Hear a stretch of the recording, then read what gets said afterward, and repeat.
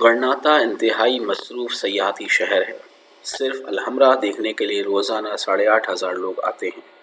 Government سیاحوں کو group میں تقسیم کر دیتی ہے۔ لوگ وقت پر آتے ہیں اور وقت پر لائنز کورٹ سے نکل جاتے ہیں۔ ٹکٹ کے لیے مہینہ مہینہ ویٹنگ ٹائم ہوتا ہے۔ آپ اس سے غرناطہ کے سیاحتی پوٹینشل کا اندازہ کر لیجئے۔ الحمرا کے علاوہ بھی پورا شہر اوپن میوزیم ہے۔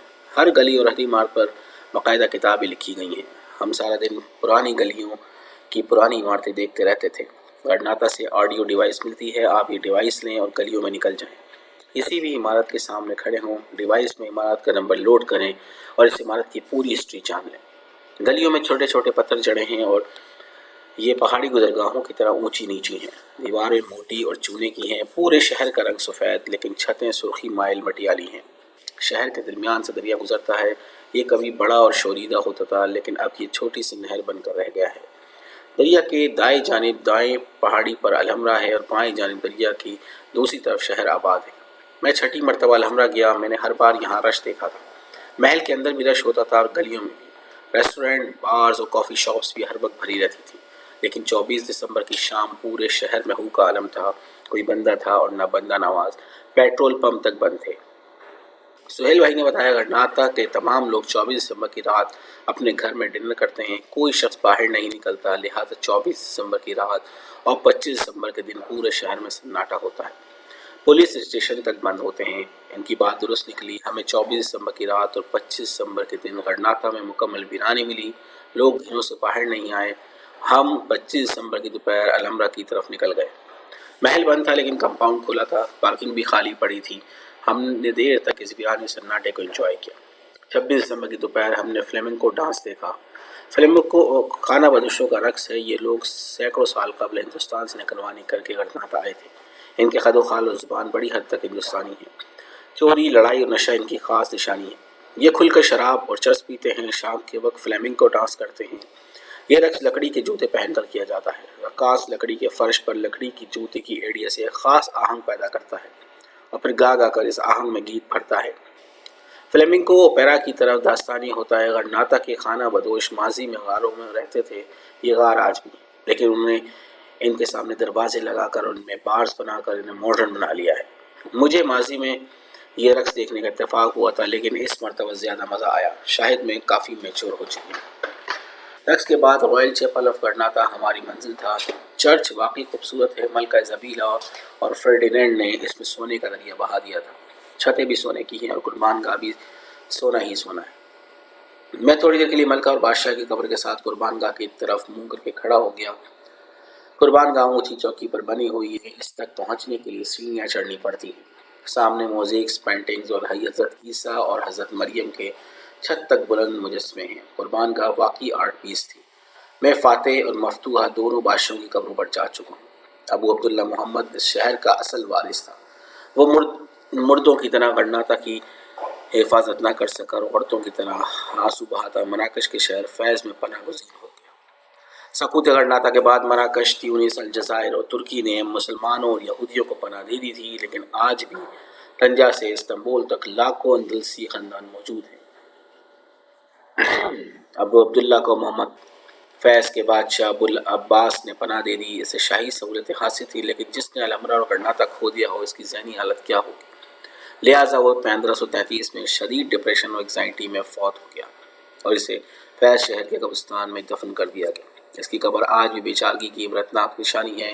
اس بیچارے کو کویار میں 6 فٹ زمین نصیب نہیں ہوئی تھی اور دوسری طرف فاتح ملکہ اور فاتح بادشاہ بھی اپنے آبائی قبرستان میں دفن نہیں ہو پائے۔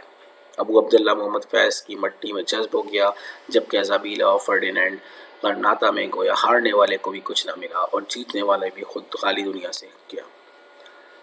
اللہ کا نام الحمرا اور غرناطہ بچ گئے۔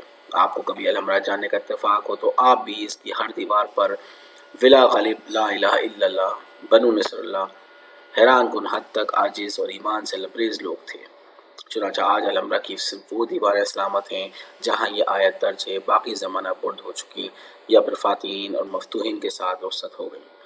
غرناطہ چاروں طرف سے برف پوش پہاڑیوں میں گھرا ہوا ہے۔ یہ سران وادہ کہلاتی ہے اور شہر کے لیے پانی کا بڑا سورس ہے۔ عربوں نے سران وادہ اور اس کے آبی جھرنوں کی وجہ سے غرناطہ کے لیے اس جگہ کا تعین کیا تھا۔ مسلم دور میں ان پہاڑوں پر البخارا کے نام سے گاؤں آباد تھا۔ ابو عبداللہ محمد احمد نے شکست کے بعد اس گاؤں میں سال بھر قیام کیا تھا۔ سرنڈر کے وقت عیسائیوں نے مسلمانوں سے سمجھوتا کیا تھا، مسلم آبادی کی عبادت گاہوں لائف اسٹائل کو ڈسٹرب نہیں کیا جائے گا، لیکن یہ معاہدہ چند ہفتوں میں ٹوٹ گیا اور مسلمانوں کو ہجرت، مذہب کی تبدیلی یا پھر شہادت، 3 آپشن دے دیے گئے۔ ابو عبداللہ محمد کو بھی البخارا کے قریب جاگیر دی گئی تھی، لیکن پھر سال بھر میں اسے تنگ کرنا شروع کر دیا گیا، یہاں تک کہ وہ ہجرت پر مجبور ہو گیا۔ آج کل ان پہاڑیوں پر سردیوں کی سپورٹس ہوتی ہے، پورے ملک سے لوگ آتے ہیں اور برف میں اسکیٹنگ کرتے ہیں۔ ہمیں بھی پہاڑ پر جانے اور اسکیٹنگ کرنے کا موقع ملا۔ مسافر نوادہ شہر تک اپنی گاڑی پر جاتے ہیں اور پھر چیئر لفٹ کے ذریعے انتہائی بلندیوں پر پہنچ جاتے ہیں اور وہاں اسکیٹنگ کرتے ہیں۔ ہم وہاں پہنچے تو سینکڑوں لوگ برف پر سلپ ہو رہے تھے۔ ہماری مری میں اس سے زیادہ برف پڑتی ہے، لیکن ہم اس سے فائدہ نہیں اٹھا پا رہے۔ کاش مریم نواز کی توجہ اس سائٹ پر بھی ہو اور یہ مری اور گلیات میں ایسے اسکیٹنگ ریزورٹ بنا دیں، اس سے سرمایہ بھی حاصل ہوگا اور عوام کو تفریح بھی ملے گی۔ دوسرا اثر انوادہ کی پہاڑیوں پر پیراگلائیڈنگ ہوتی ہے۔ کرناٹک کے مضافات میں پیراگلائیڈنگ اسٹیشنز ہیں۔ مختلف کمپنیوں نے لائسنس لے رکھے ہیں۔ یہ لوگ اسٹیشن سے اپنی گاڑیوں پر سیاحوں کو بٹھا کر پہاڑ پر لے جاتے ہیں اور پھر ان کو پیراگلائیڈنگ کائٹ میں بٹھا کر فضا کا چکر لگاتے ہیں۔ یہ گھنٹے بھر کی کارروائی ہوتی ہے اور لائف ٹائم تجربہ ہوتا ہے۔ تاہم ہوا میں سردی اور خوف دونوں ہوتے ہیں، جس کے نتیجے میں قے کی کیفیت پیدا ہو جاتی ہے۔ اسپین میں قرطبہ اور کرناٹک دونوں جگہوں پر پیراگلائیڈنگ ہوتی ہے۔ یہ شاید اس سریابی قرطبی کنٹریبیوشن کا اعتراف ہے جس نے دنیا میں پیراشوٹ کا تصور دیا تھا۔ مجھے اس بار کرناٹک کی گلیوں میں پھرنے کا زیادہ موقع ملا۔ کرناٹک کی گلیاں اونچی نیچی ہیں اور سیڑھیوں کے ذریعے ایک دوسرے سے جڑی ہوئی ہیں۔ مکان باہر سے سادہ لیکن اندر سے انتہائی خوبصورت ہیں۔ ہر گھر میں انگور کی بیل، مالٹے کے درخت ہیں، اس کی زیادہ تر کھڑکیاں الحمرا کی طرف کھلتی ہیں۔ گھروں میں فوارے لازم تھے اور یہ آج بھی بہہ رہے ہیں۔ مسلم دور میں ان گلیوں میں سرکاری تیل سے لیمپ جلائے جاتے تھے۔ ہر گلی کے سرے پر چوک تھا۔ لوگ رات کے وقت میں بیٹھ کر کہانیاں سنتے اور سناتے تھے، جبکہ موسیقی اور رقص کا اہتمام بھی ہوتا تھا۔ شہر کے زیادہ تر چوک الحمرا کی کھڑکیوں اور برجیوں سے نظر آتے ہیں، لہذا شاہی خاندان کے لوگ بھی دور سے اپنی عوام کی خوشیاں دیکھتے تھے اور خوش ہوتے تھے۔ آبادی میں مدارس بھی تھے اور چائے خانے بھی۔ ان میں اس زمانے کے مشاہیر بیٹھتے اور پڑھاتے تھے۔ ان گلیوں نے یقیناً کبھی ابن رشد، ابن عربی، ابن خلدون اور ابن بطوطہ کے قدموں کا ذائقہ چکھا ہوگا۔ مجھے فضا میں ماضی کے ان کرداروں کی خوشبو محسوس ہو رہی تھی۔ اس 28 دسمبر کی شام میں آخری بار ان گلیوں میں گیا تو وہاں رونق تھی۔ کرناٹک کرسمس کے بعد دوبارہ آباد ہو چکا تھا اور گلیاں سیاحوں سے بھری تھیں۔ گائیڈ انہیں مختلف مکانوں اور حویلیوں کا ماضی سمجھا رہے تھے۔ ہر چرچ کے اندر سے مسجد نکل رہی تھی اور ہر عمارت کے اندر سے چھوٹا سا مدرسہ اور لائبریری۔ میں اور سہیل بھائی چلتے چلتے ایک چھوٹے سے مکان کے سامنے پہنچ گئے۔ اس کے سامنے لمبی لائن لگی تھی۔ میں نے لائن میں کھڑے 2 لڑکوں سے لائن کی وجہ پوچھی۔ انہوں نے بتایا کرناٹک کا پرانا عربی کیفے ہے۔ ہم بھی لائن میں کھڑے ہو گئے۔ ہم جب اپنی باری پر اندر داخل ہوئے تو کیفے تہ درتے 3 منزلوں پر مشتمل نکلا۔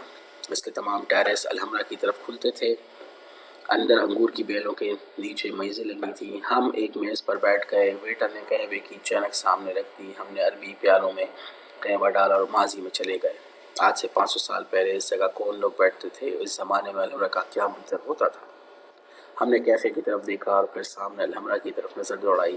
سورج محل کی برجیوں کے پیچھے چھپ رہا تھا۔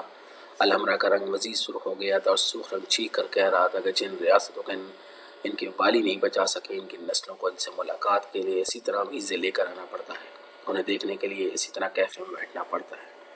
ٹھیک اسی لمحے کلیسا کی گھنٹیاں بجنا شروع ہو گئیں۔ ان گھنٹیوں سے پہلے یقیناً مغرب کی اذان ہوتی تھی۔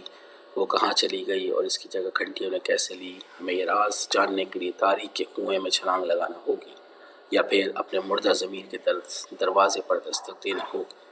آہ، کرناٹک!